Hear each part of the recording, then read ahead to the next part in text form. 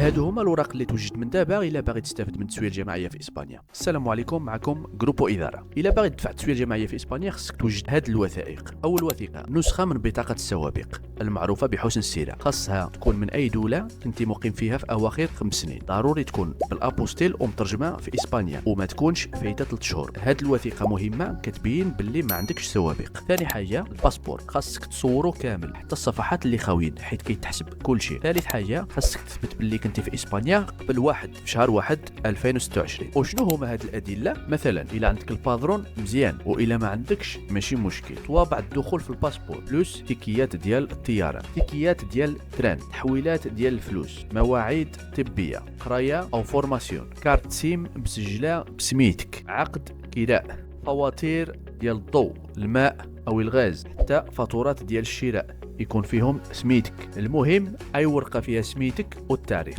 غادي تنفعك. بالنسبه للاطفال مينوريس، الباسبور ديالهم كامل، شهاده مدرسيه، عقد ازدياد بالابوستيل والترجمه في اسبانيا. بالنسبه تمثيل، الى الوالدين بجوج في اسبانيا غير التوقيع ديالهم كافي، الى مفارقين خص وكاله من الطرف الاخر، الى شي واحد في بلاد الاصل يدير وكاله بابوستيل والترجمه. حسب تصريحات الوزيره إلما سايف، هادو هما الوثائق الاساسيه، مازال ما خرجوش بشكل رسمي 100%، ولكن بهم تقدر تبدا توجد الملف ديالك. اللي غادي ينجح في التسويه هو اللي واجد وراقه من دابا، ما تسناش حتى يخرج القانون حيت الوقت غادي يكون قصير. الى عجبك الفيديو دير متابعه القناه، بارطاجي الفيديو مع الناس باش حتى هما يستافدوا، والا كان عندك شي تساؤل ولا الا بغيتي نكلفوا لك بالملف ديالك تواصل معنا عبر الروابط التاليه. والسلام عليكم.